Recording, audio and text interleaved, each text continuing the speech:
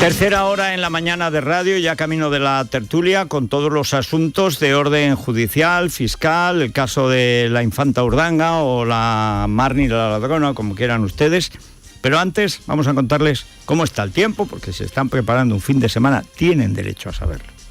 Hoy nada, hoy casi como ayer, va a empezar a llover un poco en el Estrecho y en Galicia, pero paren ustedes de contar. Las temperaturas frías, pero es que estamos a poco más de la mitad de febrero, que quieren ustedes.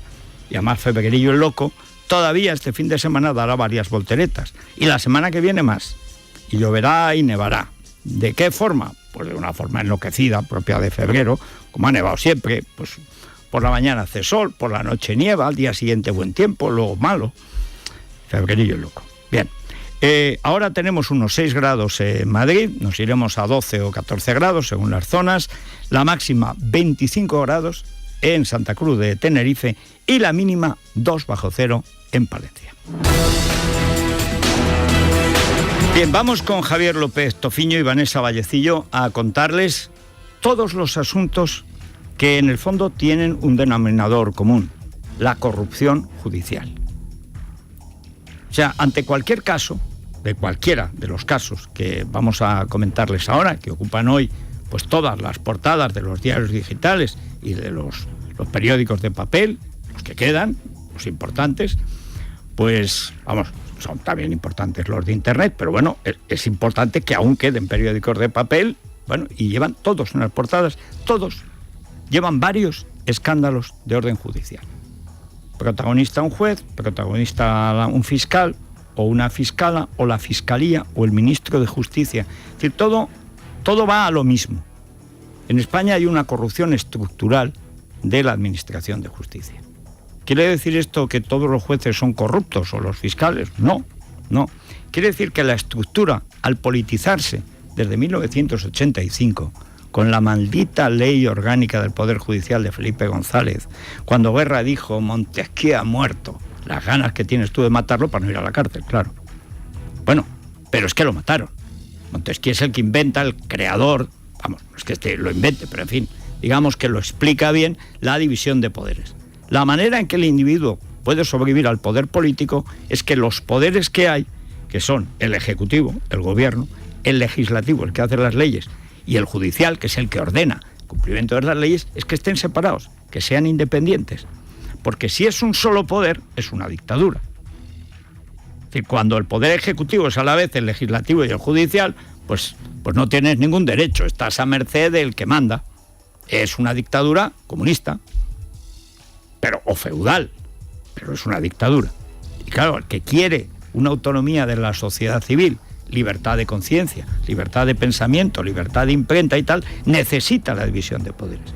Es fundamental que la ley esté por encima del que mande en ese momento y que aplicar la ley esté en manos de jueces independientes, porque si son dependientes del que manda, no va a aplicar la ley en favor del humilde o del ciudadano común, la aplicará en favor siempre del poder político del gobierno. Bien, eso que es tan sencillo de entender es muy difícil de conseguir. Pero en España, en la Constitución, está claramente establecido. La Constitución española solamente cita uno de esos 3 poderes, y es el poder judicial. El único poder, no aparece poder ejecutivo, aparece gobierno, no aparece poder legislativo, aparecen las Cortes, que es lo que son, pero no aparece como poder. El único que aparece como poder es el poder judicial. Porque era fundamental, saliendo de una dictadura, que aunque es verdad que tenía un régimen legal muy amplio, pero era una dictadura, garantizar la independencia de los jueces para la aplicación de la ley por encima de las conveniencias del poder político. Porque eso es salir de una dictadura a una democracia, tener jueces independientes y no dependientes del poder. Esto es bastante sencillo de entender, pero también es bastante sencillo de liquidar. La clave es cuando la izquierda, porque ha sido la izquierda siempre la que ha estado contra esto, la derecha, como defiende la propiedad, defiende la familia, defiende la libertad religiosa, o al menos su religión, etcétera, prefiere que haya poderes independientes. Dale a Dios lo que es de Dios y a César lo que es del César. Es decir, yo voy a misa, pero no me subas los impuestos. Entonces la derecha prefiere que los jueces sean limpios, independientes y que de vez en cuando, pues, hombre, que el Estado no les expropie su casa o su finca o su pequeña herencia o el pequeño pedazo de tierra que es propiedad suya y que se lo quiere pasar a sus hijos.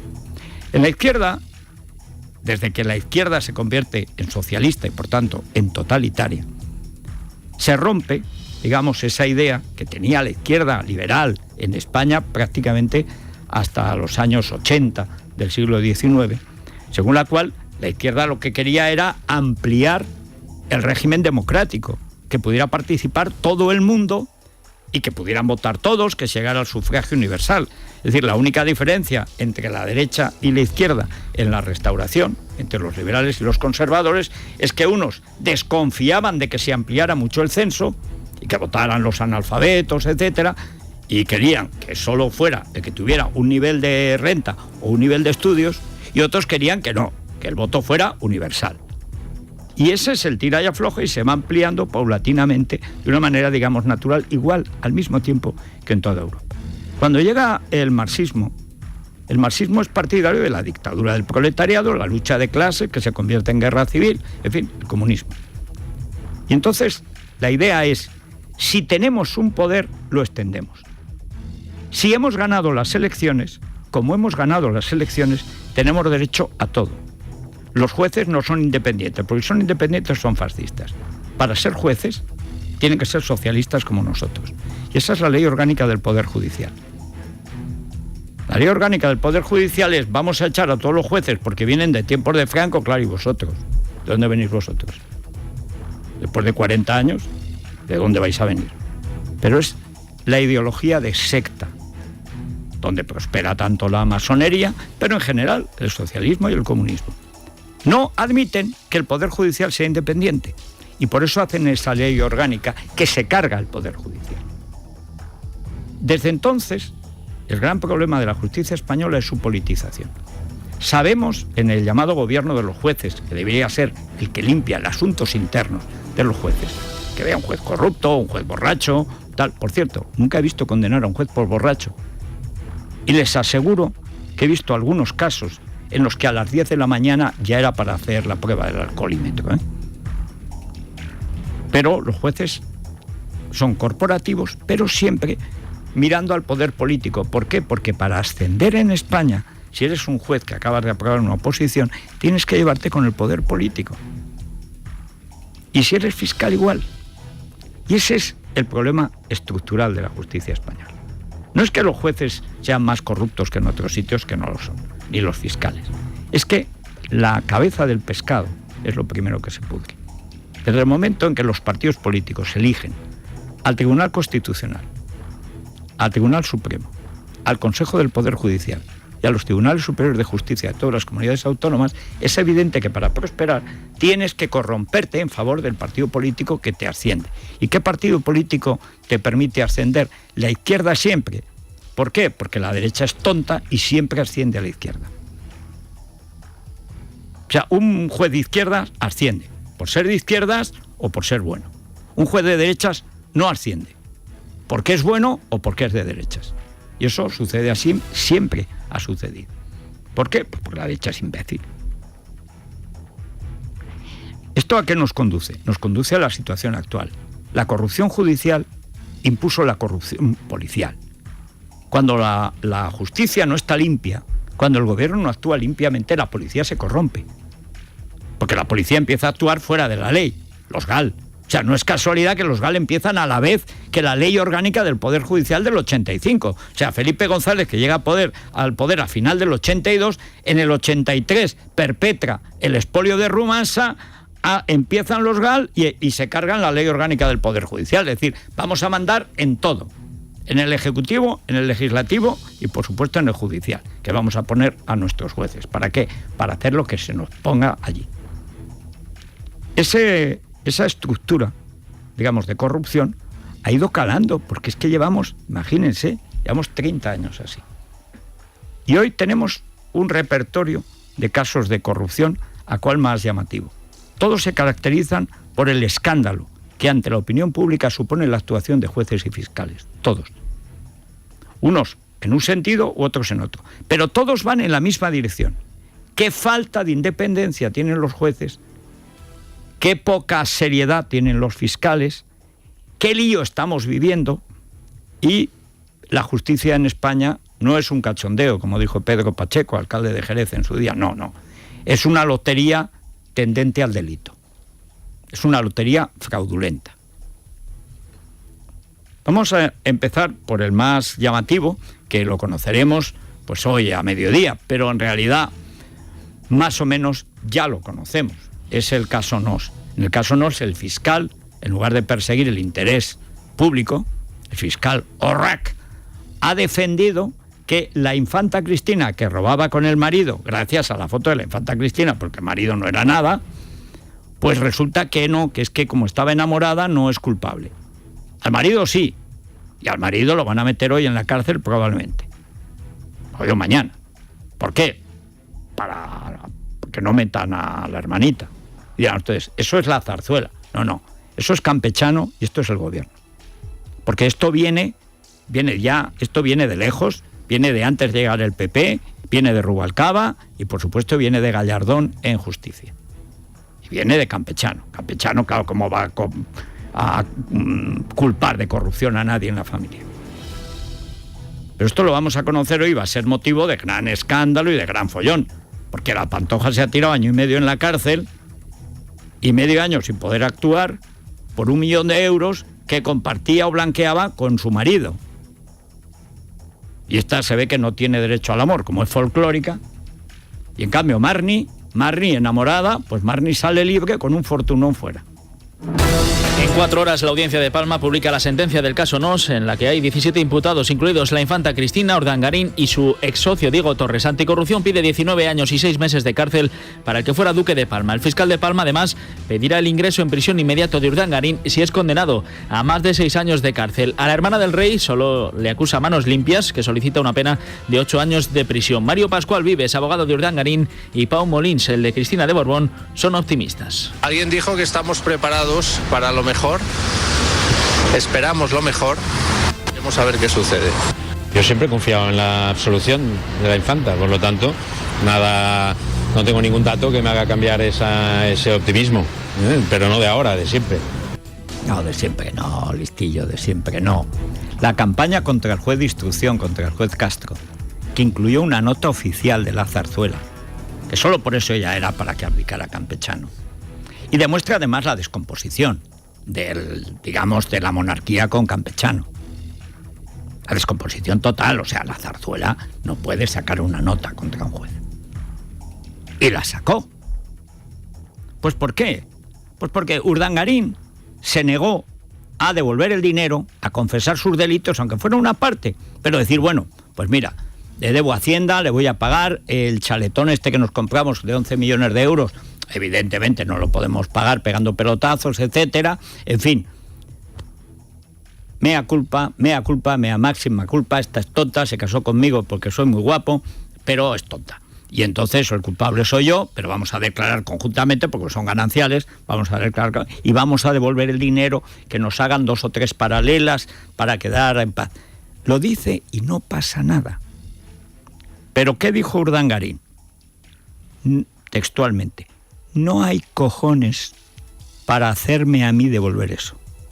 Aquí no hay, dijo mirando a campechano, aquí no hay para hacerme a mí eso. Yo hago, textual, lo que aquí hacen todos. Todo será todo campechano. Y era verdad.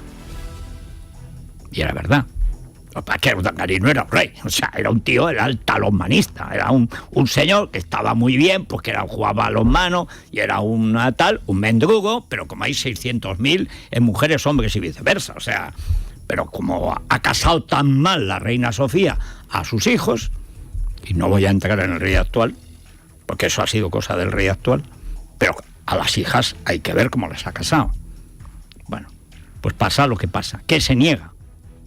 Pero claro que intervino la monarquía, pero repito, es que Campechano emitió una nota contra el juez instructor.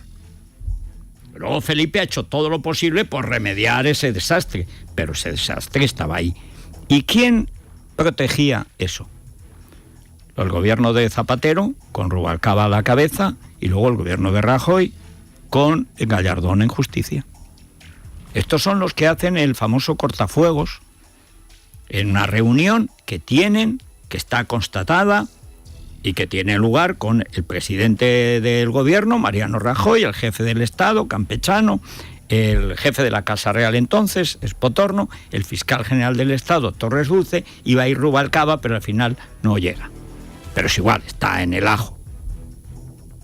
Y está de acuerdo.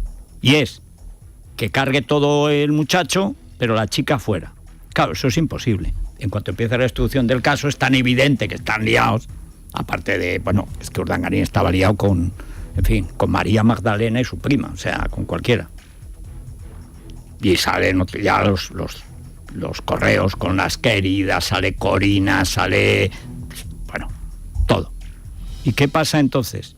Pues que se empeñan en mantener a través de la Fiscalía que la infanta es inocente. ¿Pero cómo va a ser inocente, hombre? O sea, la Pantoja es culpable y la infanta no. Hombre, no me jorobes. Bueno, pues se han empeñado. Y ahora encima vienen estos que son dos mándigas de Barcelona, que claro, los sacas de Barcelona y te da la risa. El Vives era un tío que le cogió tal gusto a la televisión que se ponía debajo del Paseo de Gracia, lloviendo y todo, a ver si llegaban las cámaras. Y cuando no llegaban, volvía adentro, cogía el paraguas y salía, llamaba a ver si llegaban las cámaras. Le cogió un gusto a la cámara más que a un tontón lápiz. O sea, es que son de medio pelo. Y Orrac es el que hizo esas declaraciones. Y ahí están, es Vanity Fair, etcétera, porque ahora quiere estar en la esfera privada. Con una foto detrás de Campechano en su despacho oficial, diciendo que la infanta solo ha actuado por amor. Igual que Boni robaba bancos por amor. ¿Y no era delito? En fin. Pero lo de ayer ya fue asombroso. Esto será el escándalo de hoy. Pero el de ayer, el ministro de Justicia, de quien depende la Fiscalía, atacando a la Fiscalía, esto es una cosa sorprendente. Sobre todo porque la intención no es buena. Hace 4 días, el ministro del Interior, y lo aplaudimos, reconoció públicamente que la policía no le obedece.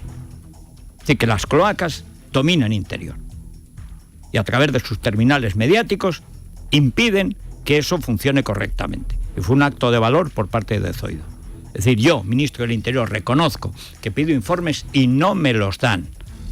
Bueno, disolvió la unidad esta de policía especial, es decir, cloaca especial, que viene ya de antes de Rubalcaba, viene de toda la vida. Lo disolvió, pero lo reconoció. Ahora, lo de ayer de Catalá fue todo lo contrario. Fue atacar a la Fiscalía porque no le obedece. Bueno, pues destitúyelos. Tampoco se atreven. O sea, ustedes ven a Catalá y es como borroso. O sea, ustedes fíjense, a ver si le ven los ojos a Catalá. Tiene unas gafas que parece que es que detrás... Pero si te fijas, si este no será un Walking Dead. O sea, es ministro, o a lo mejor es la encarnación de algún espectro, de un enemigo de Montesquieu. Es Alfonso Guerra que ha engordado. ¿Qué es? No lo sabemos. Pero lo que hizo ayer es para echarlo hoy. Las críticas a la Fiscalía dirigidas por el ministro de Justicia y el portavoz parlamentario del PP, como consecuencia de las informaciones que afectan al presidente de Murcia y al expresidente de La Rioja, han provocado la reacción unánime de las asociaciones de fiscales que han pedido la dimisión de Rafael Catalá. El titular de Justicia, en una entrevista en la SER, arremetía contra las fiscales del caso Púnica, cuestionando su imparcialidad. El portavoz parlamentario, Rafael Hernando, acusó a la Fiscalía directamente de inventarse los delitos. Me parece que es un procedimiento anómalo. Algo no ha funcionado bien en la Fiscalía. La discrepancia interna puesta de manifiesto hacia el exterior. Eso es lo que me parece anómalo, porque es que esto es el funcionamiento normal de esta organización y de muchas otras. Que se esté dando esa información de, bueno, sí, pero a mí me obligaron y yo no quise, eso es bastante anómalo. De que haya fiscales que decidan inventarse delitos que no existen en el Código Penal, pues oiga, esto tiene que tener a veces alguna limitación, ¿no? Entonces, bueno, esto es, supongo, lo que ha pretendido hacer quizás el fiscal general.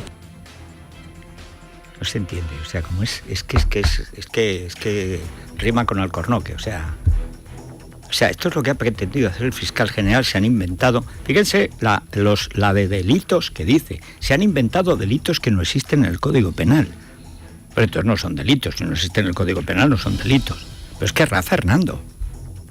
O sea, es que hablamos de gente que debería estar yendo a la escuela. Ya por edad, pues no sé, ya la universidad de mayores. O sea, dice una cosa, la contraria, se contradice, se lía, después se enfada, no se sabe muy bien si dice, si no dice.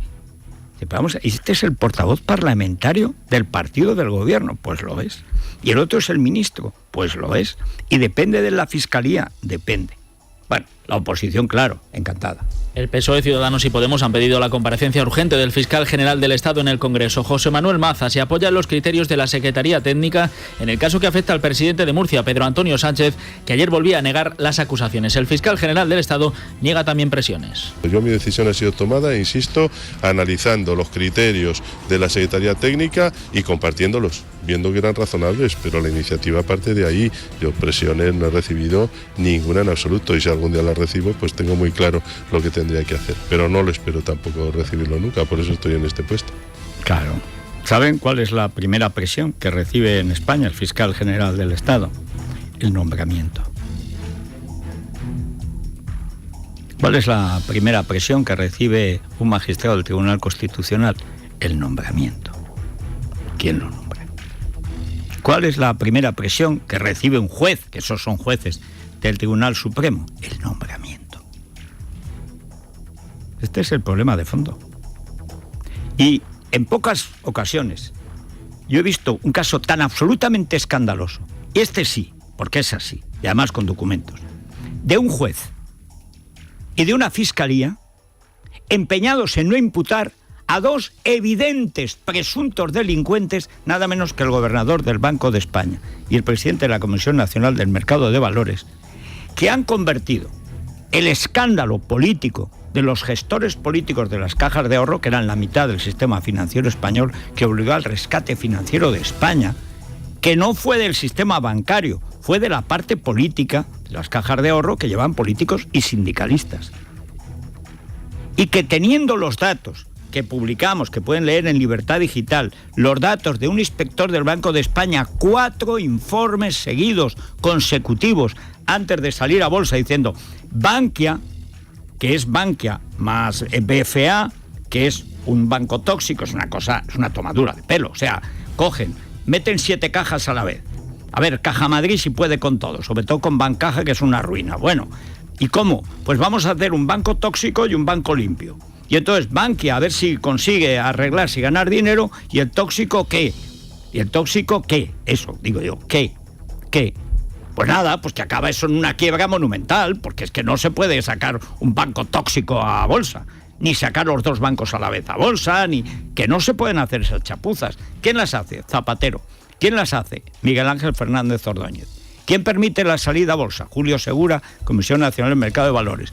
Llegan los informes en el mes de octubre pasado al juez Andreu, que está tan entretenido con el caso de las Black, que es una cortina de humo para tapar esta historia de fondo. Y se niega a imputarlos por 2 veces.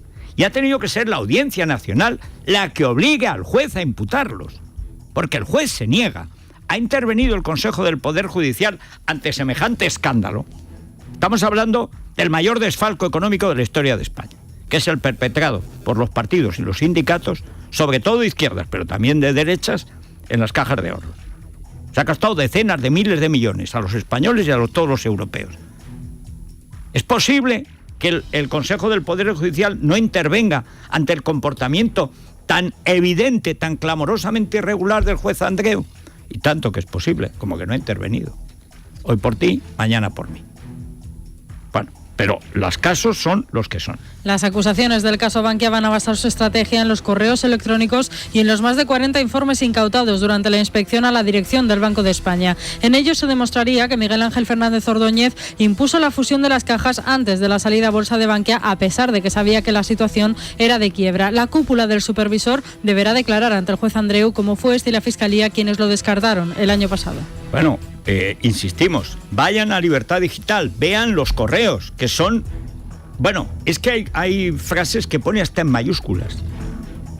Por si Mafo es corto de vista, que tiene así una pinta un poco rompetechos, dice, no te escudes en que no ves. Te lo pongo en mayúsculas, 4 correos consecutivos que insisten en lo mismo. No hay solvencia, es imposible. La gestión no tiene credibilidad. Los políticos que nos han llevado a esta ruina no van a conseguir dinero para salvarnos. Hay que venderlo a alguien o hay que trocearlo. Pero es que no podemos hinchar el perro, sacarlo a bolsa, hacerlo más caro, cuando al final nos lo vamos a tener que comer los contribuyentes. Y lo dice con toda claridad. ¿Y qué hace Mafo? Pues lo archiva en la P de papelera. Y el juez, que no lo imputa, porque es socialista. Mafo en toda su vida no ha hecho más que una cosa, sacarse el carné del PSOE. Todo lo demás le ha venido gratis.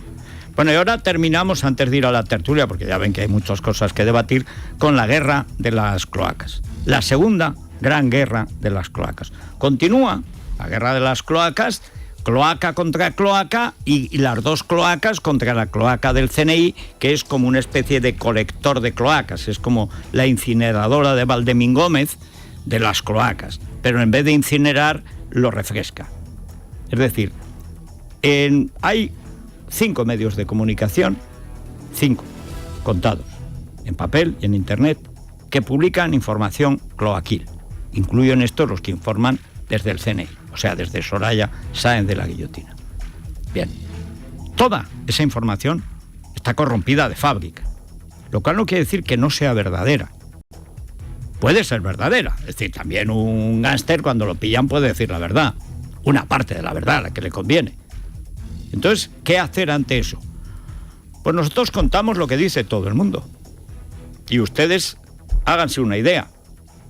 Pero créannos, si les decimos que esta historia viene de hace 30 años. Esto viene de los tiempos del GAL. Cuando cogen a la vieja policía franquista, la vieja brigada político-social, y la reciclan para ser la policía de confianza del PSOE en el GAL, en los fondos reservados, con Roldán, etc. Y alcanza su apogeo en el 11M, cuando una facción de estas cloacas se dedica a destruir las pruebas de la mayor masacre de la historia de España y a sembrar de pruebas falsas el sumario, contando como contaban con la corrupción de la Fiscalía y la Policía. Y por supuesto del juez, que es el que coronó ese infame engendro que es la sentencia del 11M. Pero ha pasado el tiempo. La gente se ha olvidado de los muertos del 11M están ahí. Los muertos no descansan. Los muertos vuelven. Y estas cloacas, pues ahora ha llegado un tío decente al Ministerio del Interior y sobre todo han empezado a pelearse ya de tal manera por la pasta. Hay un juicio pendiente, el del pequeño Nicolás, que incluye a 2 cloacas y al CNI. Otro, el de la dermatóloga, que incluye a Villarejo, cloaca máxima o cloaca 2, porque la cloaca 1 es la cloaca CNI y la cloaca 3 es la cloaca gordo, que es la del 11M. Bueno, pues que ya hay un lío de cloacas monumental. Lo cierto es que esto, quid prodest, ¿a quién beneficia esta guerra? Pues yo le digo mi opinión sin compromiso, es decir, sin ninguna prueba. Pero vamos, esto beneficia a Jordi Pujol y familia. Toda esta guerra, al final, está desembocando en informaciones que dicen que todo lo que se hizo contra Jordi Pujol fue ilegal. Y por lo tanto, que los juicios son falsos. Y por lo tanto, que no tiene que entrar en la cárcel. Al final, ¿quién tiene dinero para comprar cloacas? Pujol. ¿A quién beneficia que salgan las cloacas? A Pujol. ¿Quién puede pagar las cloacas? Pujol. Y ahí están las cloacas. Pero en fin, habrá otras opiniones. El diario El País cuenta hoy que la Fiscalía de Madrid evitó que se actuara contra el comisario Villarejo, contra el que existían claros indicios de blanqueo a través de sus sociedades. Según esta información, así lo demostrarían 2 informes oficiales, uno de Asuntos Internos y otro de la Comisión Judicial que trabaja en el caso Nicolás. Mientras tanto, el ex número 2 de la policía, Eugenio Pino, se ha desvinculado del nuevo pendrive aparecido en el caso Pujol y señala a su subordinado, el comisario Martín Blas, que declara hoy ante el juez de la Mata. Sobre los informes paralelos ordenados por Pino en el 11M, el Faisán y el caso Marta del Castillo, cuenta el diario El Mundo que estos habrían sido borrados de los ordenadores de la policía. Pero se pueden recuperar, ¿eh? Hoy día en la nube recuperas todo si quieres, si existieron. si existieron. Que lo dudo, pero si existieron.